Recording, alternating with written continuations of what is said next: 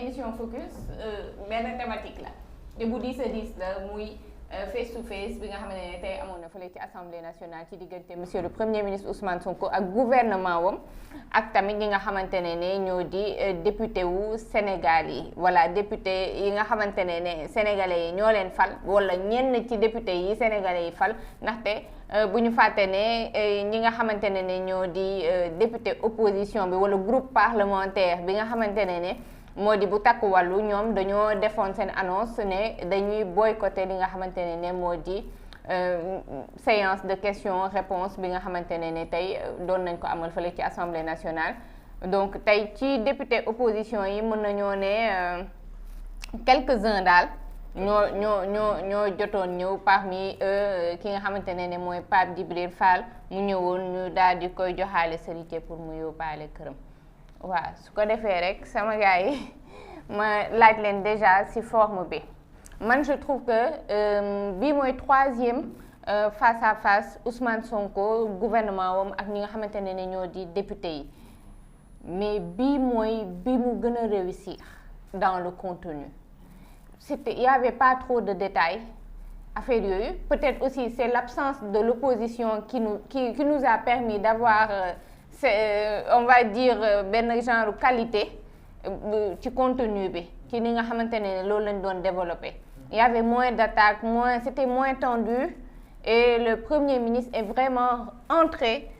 ci détails yi nga xamante ne en tout cas foog naa ne population sénégalaise bi loolu la ñu soxla xam. bon peut-être y a pas tout xëy na di ngeen moo wax après lan leneen comme information supplémentaire ngeen doon xaar mu dugg ci te dugg ci et tout. mais en tout cas je pense wax na ci gouvernance wax na ci li nga xam ne moo di ordre public bi wax na ci li nga xamante ne moo di reddition des comptes bi wax na ci côté politique bi côté di mën naa ne sax entre guillemets diplomatique wax na ci donc voilà léegi ci forme bi déjà comment vous avez trouvé mbir yi nu mu demee muy déjà je précise monsieur le premier ministre Ousmane Sonko est arrivé à 9h moins 20 minutes avant l'heure. Applaudissez.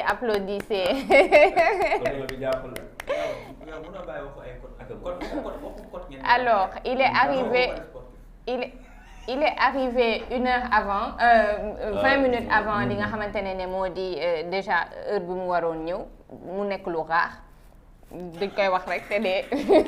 mu nekk lu rare tey jii moom 9h pile ils ont démarré. Les retardataires like me ont eu tort voilà donc comme d'habitude public bi aussi bëri ñi nekkoon ci biti ñoo ëpp fuuf ñi nekkoon ci biir salle bondée déjà premier ministre aussi nu mu doon départager kii en fait ku ñëw ba poser sa question dafay xool le ministre qui est apte à répondre à la question moom mu jox ko tant de minutes ne kooku na ñëw mu tontu en fait il s'est pas approprié la chose quoi ku nekk li nga moom jox na la ko bon man samay constat laay def après ma jox leen aussi la parole ngeen wax ma déjà ci côté boobu noonu ci contenu bi ci échange yi nga xamante ne doon na ko am et c'était bien structuré aussi bi ba pare ñu tënk ko guddul maanaam avant midi et demi avant heure julli fekk na ñoom pare nañ ba ku nekk dem ci say occupation donc voilà man ci forme bi loolu laa gis léegi Djibril yow ci forme bi est-ce que am na ay remarques yu nga def. bon déjà ci forme bi bu ñuy ñëw ci forme bi rek déjà changement dafa am benn changement majeur bu ci am mooy de base dañ doon def benn député day ñëw poser benn question nit ki am 6 minutes pour répondre léegi président premier ministre soit day choisir jël 3 minutes may ministre bi mu concerné 3 minutes. te boobaa dafay andi complication parce que gars yi comme ni ko El Malick doon waxee dafa doon am ñoo xam ne dañuy andi benn question mais dañuy ñambaasale yeneen 4 questions ci biir donc bu fekkee daa am kenn ku ñëw poser benn question ñu war a ñambaasaleel ko moom it 4 questions ci biir mu concerner 3 ministères nga am 8 minutes c'est que c'était compliqué donc maintenant s'ils ont changé mooy dañuy boole 3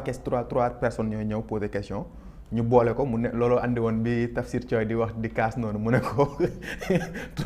3 fois 6 3 fois 8 muy 24 donc loolu déjà changement majeur la et ça a permis de pouvoir ku nekk nga xam ne bu kenn ñëwee poser question 3 questions yi dina am maximum 3 ministères yu concerné mu séddale leen ku si nekk mu jox la 5 minutes après jël li des donc ça permettait au ministre ñu ñëw étaler li nga xam ne moom moo xam ni leeral li nga xam ne moom moo leen concerné mais buñ paree day permettre premier ministre mu def synthèse d'autant plus que moom ñëpp xam nañ ne que dafa maîtriser sujet donc am na facilité wu expliquer wala dugg ci yenn détails yi nga xam ne peut-être que mën na concerner ministères yu bëri donc bu fekkee tey jii dafa concerner 4 ministères ou 5 ministères day jël yi nga xam ne mooy point majeur yi nga xam ne moo gën a essentiel mu jox ministres yi ñu tontu ci léegi nag li nga xam ne nag dafa concerner yeneen kii ni mu daal di koy def synthèse boole ko et je pense que ni ça a permis d'avoir beaucoup plus de qualité et moins de sànnante xeer wala et en plus de ça dafa amaat lu ci bees mooy gars yi dañoo ñëw bii pas à part kenn te moom yóbbaale na gars yi dañoo ñëw ak andi ay argument c'est-à-dire ñëwuñ ak ay attaques personnelles wala ay defante wala naam sam parce que souvent c'était ça le problème Ousmane Sonko da leen koy wax moom du tooñ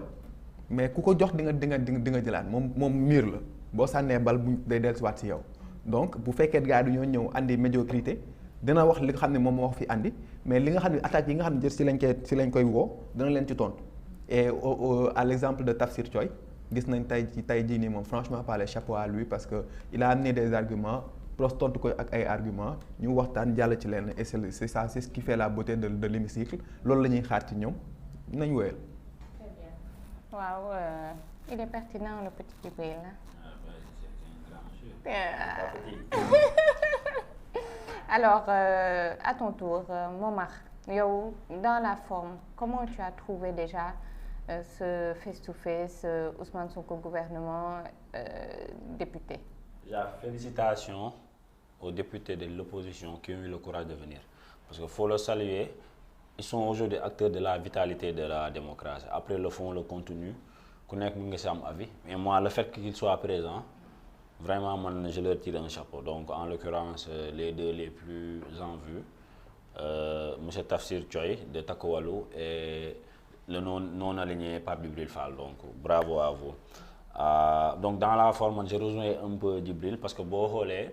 la veille, le communiqué de presse des non alignés et de Takowalou, d'un format, il disait que le Premier ministre avait beaucoup plus de temps de réponse qu'eux. Donc, le Premier ministre, tonto, nous répliquer parce qu'ils ont juste une question déterminée. On a vu dans le digital, sur la plateforme de l'Assemblée nationale, il y a un minuteur. Il y a un sablier. Donc, il y a un sentir que c'était très bien coordonné, comme papier et musique. Là. Ça, c'est une bonne chose. Et les députés ont beaucoup plus de temps et le Premier ministre a raccourci ses réponses. Il y a eu moins d'attaques. Après, c'est de la politique parce que dans ses propos, on peut en 2 phases. Il y a l'opérationnel, le gouvernement et la politique. Il en a profité pour éclaircir ou peut-être même noircir ce que et ça c'est une bonne chose. Mais si vous avez tension, c'est juste que avant, parce que nous avons fait bloc. Donc les attaques venaient de l'autre côté. Aujourd'hui, l'échiquier politique dafa am une configuration dans le fond. Peut-être les députés, je m'attendais à une question, mais personne n'a posé la question sur une prétendue bouille. Peut-être le climat est beaucoup plus calme, moins délétère, etc. Dans le fond. Et aussi, j'ai remarqué que le président de l'Assemblée nationale, qui est en face de moi d'ailleurs, merci parce qu'il tient bien l'Assemblée, il fait beaucoup de rappels sur le règlement intérieur. Avant, on avait des Kuromaki. Il y a fini affaire il y a de moins en moins de députés qui beaucoup plus dans le culte de la personne. Et on sent aussi qu'ils ont préparé leurs exercices avant de venir. Tu ne penses pas aussi que la pression aujourd'hui des patriotes entre guillemets joue aussi si kaw député yi gis nga parfois boo amee ñi far ànd ak yow ba pare te duñ la may dara dafay jouer parce que je suis désolée mais gis nga Sénégal dañu war a fier ci lu ñu am on a tey des gens yu ànd ak nguur mais duñ leen may dara suñ leen waree recadrer dañ leen di recadrer suñu kontaanul dañ leen di wax kontaanuñu suñuy xaar dara ci ñoom dañ leen di wax lii la ñuy xaar ci ñoom est-ce que tamit aujourd'hui boo xool ci réseaux sociaux yi yenn sorties yi nga xamante ne patriotes yi dañ koy def et tout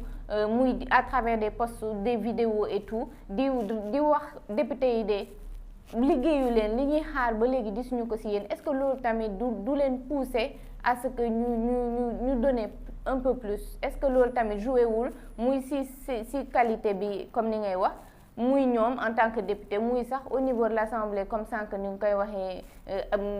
réaménagement yu bëri yu ñu andi innovation yi surtout ci wàllum digital ak yooyu noonu yëpp daal est-ce que joué wul exigence yi loolu day joué parce que